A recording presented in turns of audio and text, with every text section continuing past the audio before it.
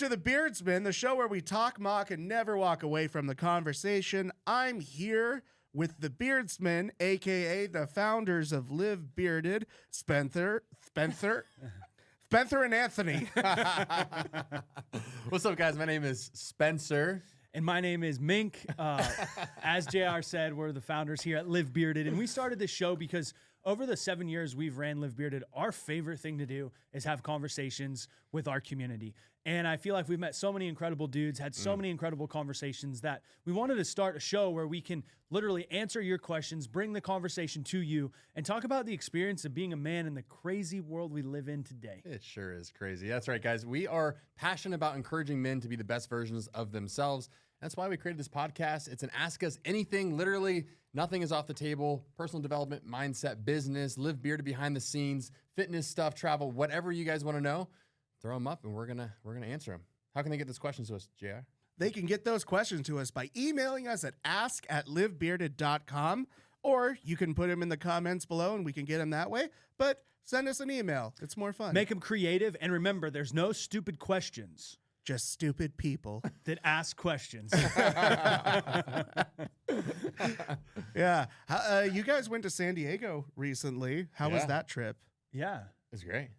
What did you think, Spence? San Diego's great. We're in a mastermind group with a bunch of e-commerce business owners, and it's amazing to get in a room full of people that are just so willing to share. Like, we shared what's working on our end, they're sharing what's working on their end, what's not working, how we're getting our asses kicked in certain areas. Yeah. And it's cool just to be around a group of people that are willing to support and share. So I got a good story to share. I think this is relevant. So this is like I check into the hotel and I paid like an extra $100 for an upgraded room, right?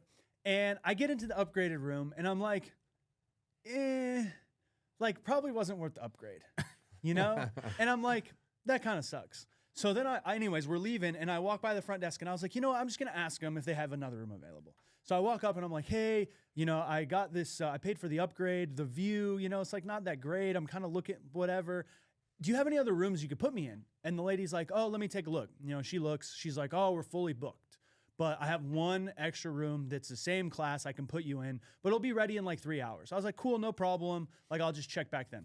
I was already checked into my room, so it was like, no skin off my back. So I go back a few hours later, and I'm like, hey, I just want to see if my room's ready. She's like, oh, yeah, 1 second.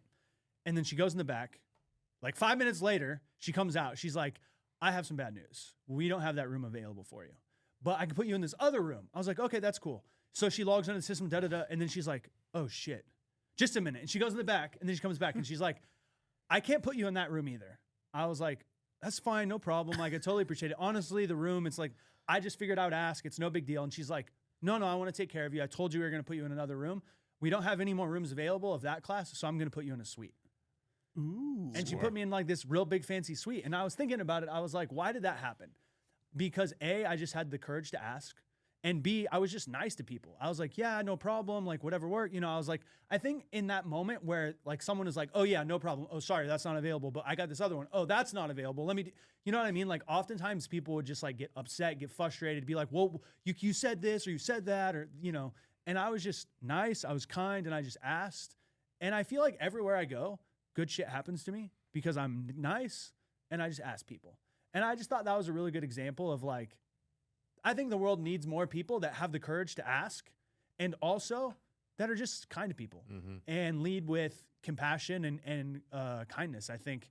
So totally random, not relevant to the podcast at all. But when you asked about San Diego, that was the first thing I thought of because I had this dope ass room. That was like no extra expense. Nice view. I had my own fire pit. Yeah. It was relevant to the podcast because I asked how San Okay, Diego was. sure. And that, Yeah. Ties in. But Yeah. the conference was great. Yeah, I think to Spence's point, we've been a part of this entrepreneur community. It's only e-commerce business owners for about 5 years. And it's like everybody that goes there, they're running very, very successful businesses, like businesses that are doing 7, 8, and 9 figures. So very successful companies. My buddy Ezra puts it on and his business does close to 100 million in sales. So you're in this room and you're just like around these people that are very intelligent, very smart, and you're sharing ideas and strategies and talking about life and the challenges of being a business owner. And like, I think the most powerful thing we can do as men is get around a group of like-minded individuals that have similar goals and values and share what we're working on and have a peer group to problem solve, to strategize, to hold us accountable. I mean, obviously that's really what we're doing here with the Beardsmen, is sharing that experience of being a man and how we can hold each other accountable. But in every area of life, if you're married, like, get together with a group of 5 men that are also married, that want to really invest in their relationships and that want to be the best fathers, and talk about strategies and how you can do that. Read books together, or business or fitness or whatever. I think especially since COVID, like, COVID made us so divided and we spent so much time by ourselves. I think now more than ever, like, people need to come together and create these little micro communities. And I think you just have to ask people. You just have to seek it out. It's weird. We were at another conference in Florida, and this was like 2 or 3 months ago. And one of the things he said is, like, you need to have running mates in business. You need to have running mates that you're like, you know, that you have this peer group with, essentially. And he was like really emphasizing it. And I was like, man, who are my running mates, you know? And of course, like, my team, but beyond that, on like a more personal level, like, who can I strategize with or share with? And I was like, man, like, I have so many great friends and incredibly successful people, but like, how intentional am I being at seeking them out and creating connection, or staying in touch, or building like some type of a routine into the conversation, or just like a space where we connect on a regular basis? And I was like, man, I'm not doing it as much as I would like. I spend a lot of time just like working and going home and working out. Like, I need to make time for this. And I think it's something that if we're not intentional about doing, it's never going to happen. It's easy to neglect it, right? Yeah. And we all grew up playing sports. And it's like, how great was it when you're on a sports team and you're high-fiving, you're celebrating, but you're also in the trenches together, learning through, you know, the tough practices, everything else. As we level up and level up the game through business, like, the same thing is applied. Like, build your team around you, not only your internal team, but other people that you can celebrate and share with, and that are in the trenches themselves. There's so much knowledge to be shared and learned through that. I don't know where I heard this, but I recently heard it, and it was like, the average man doesn't feel like he has one best friend. He feels like he's got a lot of acquaintances and people that he knows, but he doesn't have like one person that he feels like is like going to be there, that he can turn to if he needs something.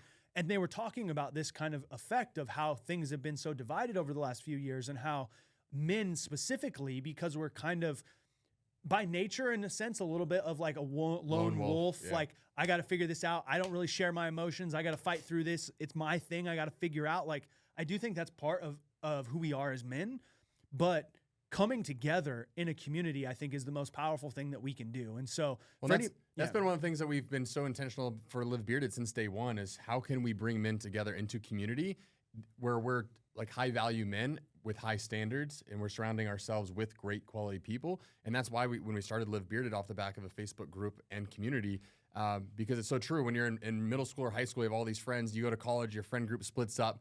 And then post-college, you get jobs and move across the country. And then you get girlfriends or wives, and then families start, and you just get like splintered off to where now you're in your 30s. And it's like, well, fuck, like, my friend group has dwindled down so much smaller than what it used to be. And to your point about not having like that super tight group, I think it's essential for men to have other men that they can learn from and be in battle with. Yeah.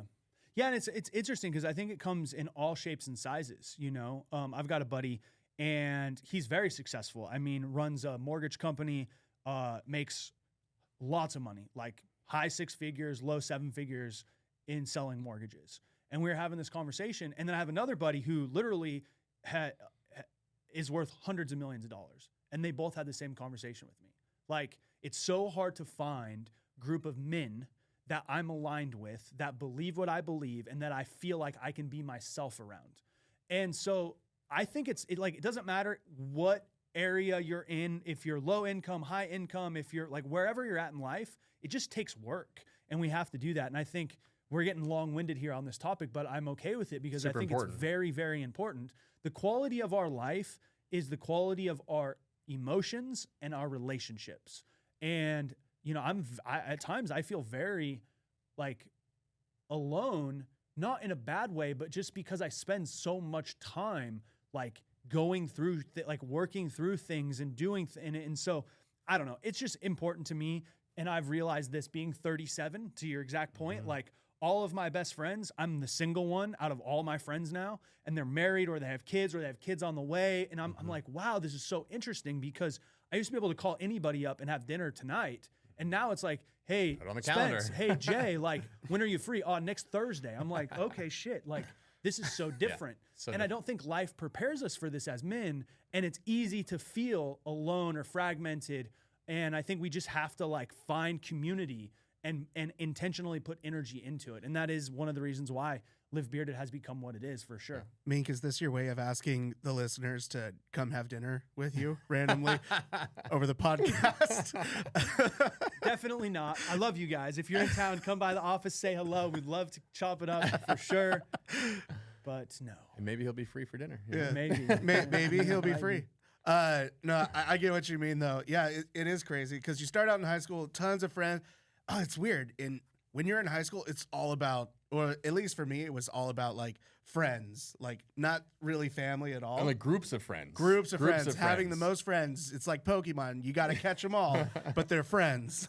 And then you graduate high school, you go to college, and then all of a sudden you're like adults now doing like adult things. And like your friend group doesn't expand, but it changes and it shifts to a different group. And you still try to get a lot of people, but you're more like collecting like the new experiences without the adult supervision. But then you graduate college and now it's splintered. It's gone unless they come with you to the city that you moved to or something, like, or you they lose evolve contact. with you to the new version of yourself that you're ascending to, right? Because if you have big goals and dreams and aspirations and you're learning and growing and challenging yourself, you're going to outpace some of your high school friends who are just stuck in their, you know, they are comfortable in their lives and their jobs. They don't have big goals. You naturally will kind of grow outside of those relationships. And that's perfectly, it's natural and it's part of the process. If you're learning and growing and evolving, you're going to lose some of those friends. And I remember when I was in college and post-college, I started recognizing that. And it was like, well, I've known these guys for decades, but it's like, I can't relate. And there's a certain point where you raise your standards. Like, I don't want to spend my time with them because we're on different levels, and that's perfectly okay. Yeah. Yeah. To wrap this little tangent up, I think it's cliche, and it's cliche because it's true, but they say, you know, you're the sum total of your 5 closest friends, both in your success financially, in your relationships, in your parenting, in your health. So our peer group is actually a reflection of who we are and who we're going to become. And so finding people that want to grow, that are excelling, that are where you want to be, and finding ways to get around them. I think the only shortcut in life is going to someone who has what you want and asking them how they got it, and then learning from them. Yeah.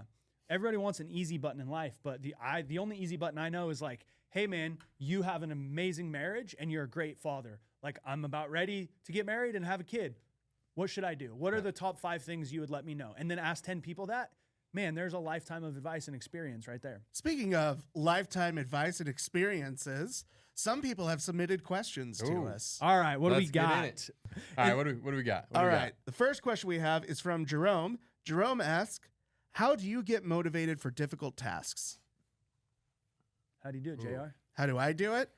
I have, it's a mentality of kind of hating yourself a little bit. It's just like I have to do it kind of thing. It happens a lot with editing videos. I really like editing video, but I hate the first 5 minutes prior to editing video and the first 5 minutes into editing, which is just kind of like, there's this hill that you got to get over. And then after that, like once I'm in the zone, then it's all just like downhill after that. And it goes super fast, but it's that like just initial start. Yeah. So for me, it's like, I know if I can just get through the first 5 minutes, the rest will take care of itself. Yeah. Interesting. So you're chunking it down. Yeah, I can relate to that. Have you guys ever been cliff jumping? I know you have. Yeah. So the worst thing you can do when you're cliff jumping is go out to the edge and then just stare down, right? Because you're going to literally pause and you're going to talk yourself out. What the fuck am I doing? Is there a log down there? Like, you're going to hesitate and then you're not going to take action. But I mean, you should hesitate if you're wondering if there's a log Have somebody down check there. the water, be safe, obviously, right? But to me, like, if I'm jumping off of something high, I'm just sending it, because if I don't get going and just jump, I will literally stand there and talk myself out of it. And so I relate that to just taking massive action. I feel like if there's a big daunting task or something I don't want to do, for me, if I can take that first step, if I can jump and just get started, to your point, that momentum then builds, because the hardest thing to do is to start. It's not going to be perfect, whatever it is, but if you can start and then just carry that momentum when you realize. I think that first step is the hardest thing to do. And then once you have that momentum, it's easier to see it through and finish it. So for me, if there's something daunting or challenging, I just try to commit right away and not allow time, because then you're going to fucking talk yourself out of it. You're going to find a million different excuses. So like whatever the biggest task is at hand, I like to do things first thing and like to start my day on the hardest thing. So I know that's done. And then everything else is kind of downhill from there. So Yeah. that's kind of how I approach it. Yeah, I think for me, I'm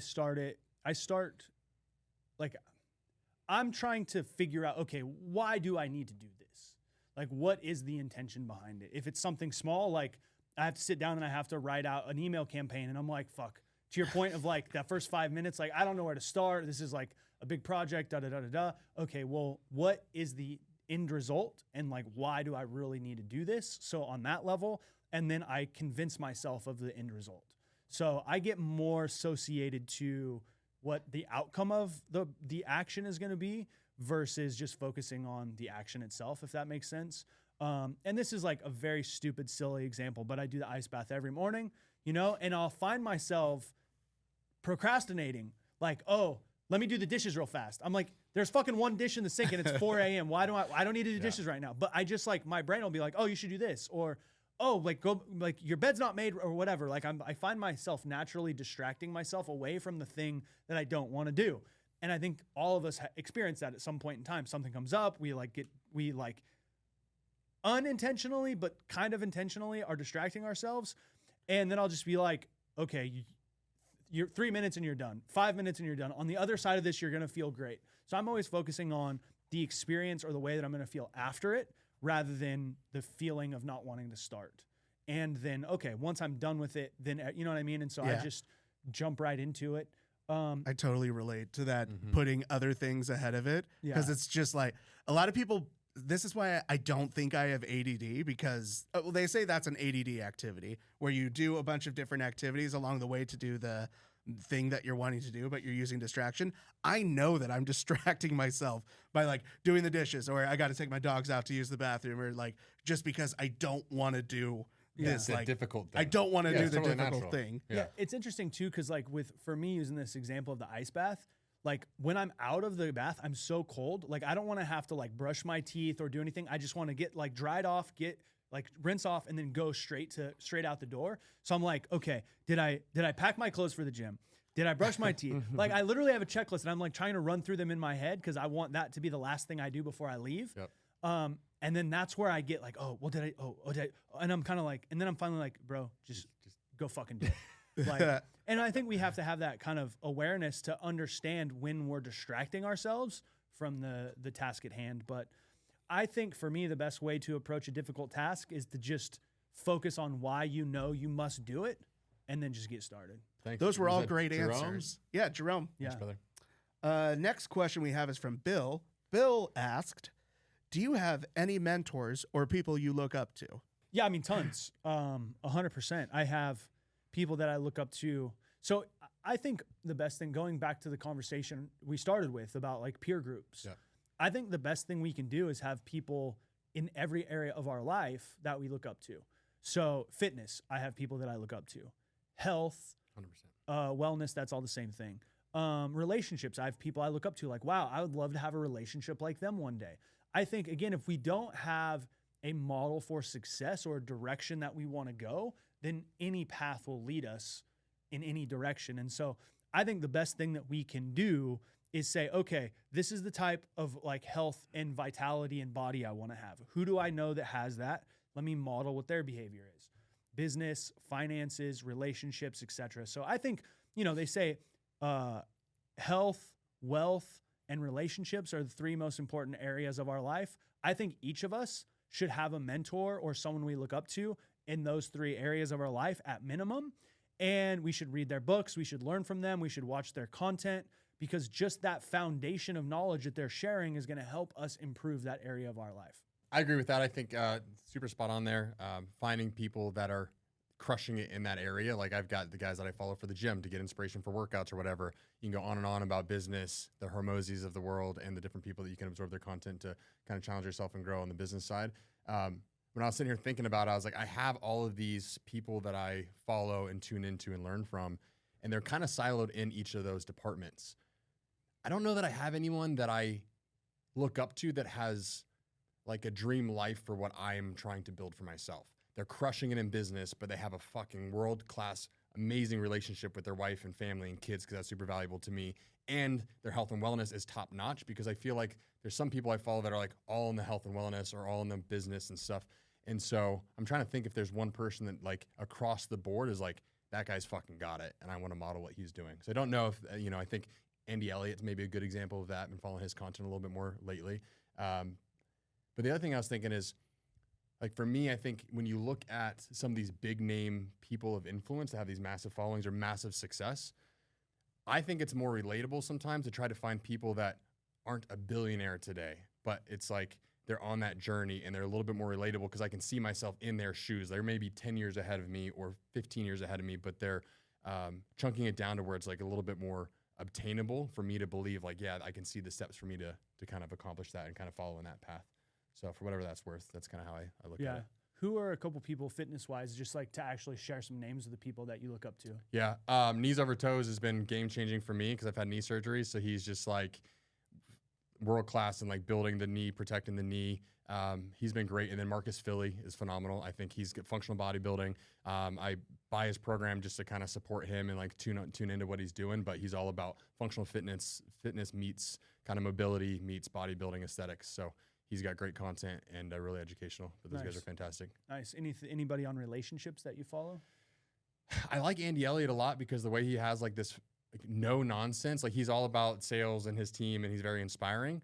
He's also very health and wellness because his clip, he refuses to hire anyone that doesn't have a six pack. I'm sure you saw some of that content. He's great, but he always very much puts his wife and his relationship first. And when I really bought into what his message was about was when I heard through some of his community members, has a hard line in the sand about infidelities and loyalty to relationships and partnerships. And that like really resonated and hit hard, that he really stands that firm in his relationship with his wife. And we were at the PBD conference there out in Miami, and to see them traveling together and the life they've created together really resonates with me and how I want to show up as a husband and as a father. So I think he's a good example, but I don't know offhand if there's who else there might be, but looking for that for sure. Yeah. Michael asked, what's an underrated skill everyone can benefit from? Underrated. I feel like we mentioned this in an earlier episode with like one or two, like episode 1 or 2. I mean, I immediately go to discipline because I feel like with discipline, you can learn any skill, or I don't know if that's underrated though, because I feel like that's pretty talked about and pretty recognized. So are we trying to go? I mean, I feel like it depends on who you're talking to or who you're listening to. Yeah. Because there's a few people that we listen to that are all about it. Yeah. But I don't think there's that many people that are actually like really living it. Yeah. Or even just outside of the bubble that we're in, Goggins and Elliott and like a lot of these people that really preach that. I think discipline for sure, whether it's underrated or not, I think it's something that I didn't fully understand the power of it until literally the last maybe year of my life. And I think when you can develop the muscle of discipline to do what you said you're going to do, it unlocks your ability to do everything else. I actually think that is the single most important character trait someone must develop in their life if they want to create a life on their terms, whatever that might be. And then with that, I think, we have so many distractions in the world today. Everyone is trying to monetize our attention. The largest companies in the world, Google, Facebook, Apple. Here's something that's very interesting. I heard someone say this. They said, if there's any service that you can use for free, you are the product. Your attention is the product. And I feel like that's so true. And we live in the attention economy. And so our attention is the most valuable resource that we have. And where we invest it determines our experience of life. Are we investing into fucking Netflix shows and Instagram reels and like all this shit? Not saying there's anything wrong with that, but where your focus and energy goes, that's ultimately the foundation of the life that you're going to have. And so I think discipline and then I think focus for me, I mean, those are the two areas that I'm spending the most time on right now Mm-hmm. in really managing. How do I manage my discipline every day so I'm doing what I said I need to do? The only way to do that is to very diligently manage where I'm putting my focus and my energy, because I want to do a lot of things in my life. I want to experience a lot of things. I want to create different experiences for myself, success in my business. And I think oftentimes when we just go through the motions of life, life takes us where it wants us to go, not where we want to go. But discipline for sure, focus. Those are the first two that come to mind for me. And to me, it's discipline because I feel like, all right, if you want to learn a skill or whatever, it's like how you excel or learn, or like if you're trying to, really take it, you can apply it to anything. If you're trying to become a better basketball player, right, and you're going to practice twice a week versus having the discipline to get up every day and put in the 3 hours every day, that compound effort is what's going to help you surpass the competition. Same things in business, same thing in relationship. Doing what you say you're going to do and putting in the work just requires massive discipline. In the world we live in today, it's like we're so distracted and pulled in so many different directions that being able to put the blinders on, focus, and just stay in your lane is fucking hard. What's an old school character trait or skill that we used to have that we don't have anymore because of modern technology? Like, I think work. I go to like work ethic and output. but like memory, right? Yeah. No one remembers anything now because it's in a phone. Oh yeah, you Yeah. don't have Phone to remember number numbers. or things like that. Being able to grill a really great steak is an underrated skill. that every man should have. I don't. Okay, I won't say that. It is a skill. I don't think that's a very hard skill to learn because it's pretty hard to mess up a steak or a burger. Depends on what you're. What your standards or the expectations first 3 are, I or guess. 4 you do, like they're gonna be bad. But after that, like if you focus, like just don't overcook it. Get the marks on it, salt and pepper. If you use A1 sauce, you're a terrible person. You're terrible. The only other place I go is like follow through. I don't know if this would go to discipline, but you think about like doing what you say you're going to do and following through on things. I feel like I'm guilty of it. If you pile too many things on, or you don't see things to the finish line, you start something and you don't actually see it through, and then you're going on to the next project or the next idea or whatever, and you have all these great things that none of them get completed. Like how much time is wasted on the ideation process and starting these things if you're not actually seeing them through? Yeah, that reminded me of what I was going to say. There we go. Perfect. I think a really underappreciated skill is just being your fucking self. There you go. Like being your own Yeah, that's a good one. authentic, genuine self. So often we are, I think in the world today, because we're so concerned about opinions and perspectives of other Likes people, and- follows, shares, like because of the fuckery that is social media, which is great in so many ways, but it's toxic in so many other ways. The people I admire the most are the people that just don't give a fuck what anybody else thinks, and they are their self. No matter how wild or quirky or weird or whatever it is, if you see someone and you can just tell they're authentically themselves, I think that's such an underrated, and I say underrated skill because very few people have it or live by it. Mm-hmm. But when you see someone that is just free, man, I think it's like it's inspiring for me. Yeah, I 100% agree with that. And with social media and the way that it is, it's like this highlight reel of life. People, when you see people traveling to places or doing things or acting away or literally living their life for the perceived opinion of their life, Yeah. and they're not actually themselves at all because they're living for the likes and the engagement and everything else. Yeah. It's fucking sad. Well, going Yeah. back to, go ahead. Oh no, I'm just agreeing with Yeah. that. I hate social media influencers. Yeah. Just because it's just a lie. Like it's all Yeah. a lie. Yeah. Like I totally understand social media's purpose, and like we work in social media. That's how we make money. But like we're selling a product that's gonna add value. Yes, it costs money. It's a product. Like that's a normal exchange. But when you see these influencers like taking pictures on the beach or doing like these certain angles, like I know the camera tricks that they do to make things look bigger and better than they actually are. And it's just this awful perception that it gives people because now everyone's measuring something up to something that is impossible to achieve. Like it doesn't, whether it's like body image or even just like a certain lifestyle of wealth, like they're like Jake Paul and Logan Paul, like, yeah, they can afford Lamborghinis, but so many people just like a bunch of influencers, they'll buy a Lamborghini or rent it for a rent it. day. And then they'll just take a bunch of pictures and they're just showing this lifestyle like, hey, came from the ghetto. Like, no, you were just smart. You guys rented it for a day. You should have just told that story because Yeah. that would have been more inspiring. That would have been More real. fun. Yeah. Yeah, I mean, to go back to San Diego, right? We just got back from this conference, and I got to do a presentation on kind of where we're at, and so many people came up to me afterwards and thanked me for my talk because I was real about where we were at. And I had this point in the talk where I was like, you know, year over year, we're up 25%. And if I wanted to sell you some shit, I wouldn't tell you anything else. But the truth is that doesn't actually paint the full picture. And then I talked about some of the challenges that we've had and how the actual profitability of the business is down a little bit while like sales are up and, you know, because of inflation and some factors and some different things that took place. And everybody came, like so many people came up to me and was like, thank you for being honest. Because most people that get up and talk in front of a conference of people only want to highlight how amazing everything's going. And the fact that I was like honest about the challenges that we've had this year in the business and how we've worked through some of those, it was very refreshing to people. And that was me just being like authentic, like here's what's going on and like here's the good and here's the shit and like here's how we're working through it. Most people just want to highlight the good. They want to hide the shit and they want to act like everything is good. And I think maybe in modern world, the most underappreciated skill is the ability to just be your fucking self because it's who you are, it's who you want to be, it's how you want to live, and not give a fuck about what anybody else thinks. If you can do that, I think that's the foundation of truth, and then you can build anything from that. Then you can build a discipline, you can build a focus, you can build the things.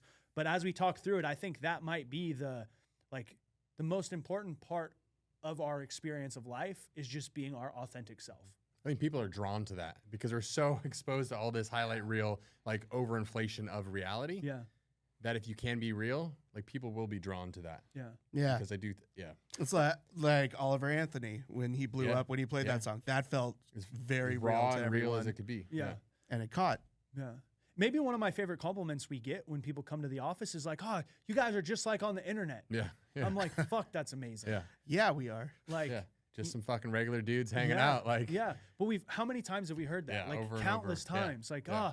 I'm so excited to meet you guys. Like, it's just exactly the way that I thought it would be. Yeah. Or, you know, and to me, that means we're doing what we're talking about here, which is just like being ourselves and putting ourselves out there, the good, the bad, and the ugly. And I think it is actually very inspiring to people because the unrealistic side of things, like you're talking about, give this false sense of reality, and it makes all of us feel like we're not good enough, like we're less than. But we're all struggling with the same things in our own lives in different ways, and just being open about that, I think, is powerful. Yeah, 100%. 100. Keep it 100. 100, Keep it bro. 100. Yeah. So yeah, there's a lot of underrated skills right there. There we go. But I We think just it all unpacked a boiled down few. to just being authentic and not I like that one. being a good person and So I being think discipline authentic. people know they should. Being authentic, people are just conditioned to not. So Yeah. I think it's a little more underrated. If you're a bad person though, like maybe you shouldn't be authentic. Like maybe try to hide that. But if you're a good person, please be authentic. We need more of you in the world. Well, that's all the questions that we have for our Sweet. community. We ready to move on to Do Better Dude? Yeah, guys, if you're listening, we have a segment for you, Do Better Dude of the Week. This is where we just dig into the old interwebs and find a dude who's out there making a positive impact. Because let's be honest, when you turn on social media or the news, there's a lot of shit out there. So It's a lie. It's a lie. Smoke and lie. mirrors. So we want to highlight somebody doing some cool shit, and we got somebody, or maybe two. Last week we had two. So what do we got this week, JR? This week we got yeah, I guess it actually is two people. Oh, It is two people. You're an you're on a overachiever, fucking bro. roll. I am. The story, it's a very cute and short story though. There was a young black kid walking through a community and he was going door to door asking people if he could mow their lawns because he wanted to save up money to get a PS5.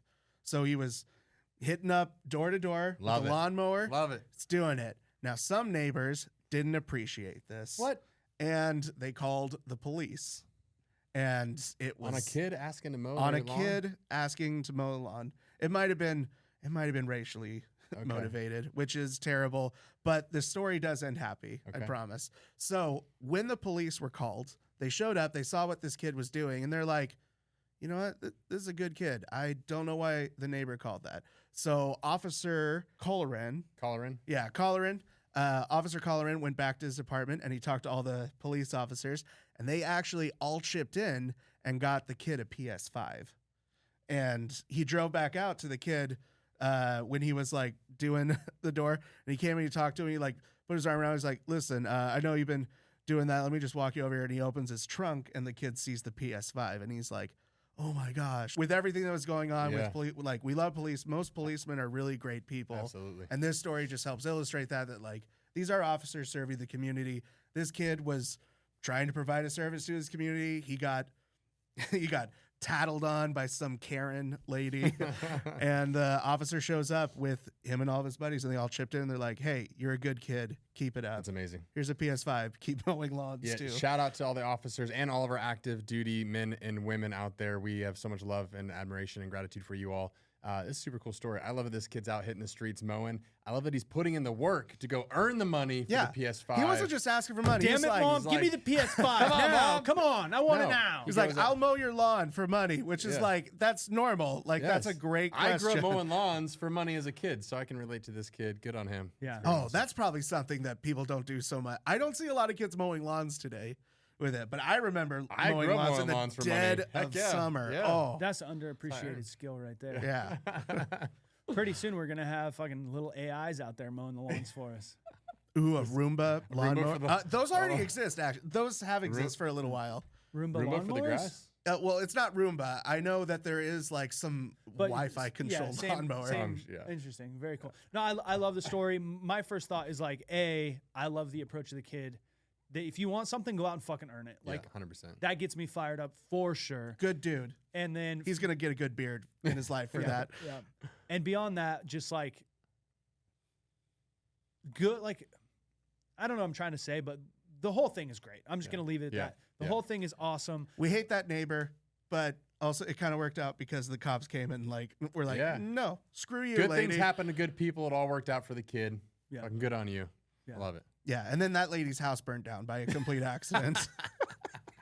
No, I don't. Allegedly, that's not true. I made that up. You guys got any final thoughts or words for the guys before we sign off? You got any dad jokes for us? Any dad jokes? Any good jokes? A half-finished bedroom set walks into a bar. The bartender says, "I'm sorry, we don't serve half-finished bedroom sets. You're gonna have to leave." To which the half-finished bedroom set says, "I was just looking for a one-night stand." Ah. But Oh. All right. All right. there you go. Nice. There's a company here in town that has these like funky billboards, and there's like one One night billboard that's stand. like one night stand, and it has like one night. I'm just looking for a one night stand, and it's like It's got the one-night stand. Yeah, It's like a furniture reseller or something. Yeah, Yeah, exactly. I've seen those. Yeah, they have all these like punny sayings. pretty like catchy, that. though. Yeah. Because we're talking about it. So, hey. But all right, guys, that's it for today. If you have any questions that you want us to answer, you can drop a comment below this video or shoot us a message at ask@livebearded.com. Either way, we love hanging out with you guys. Thank you for tuning in.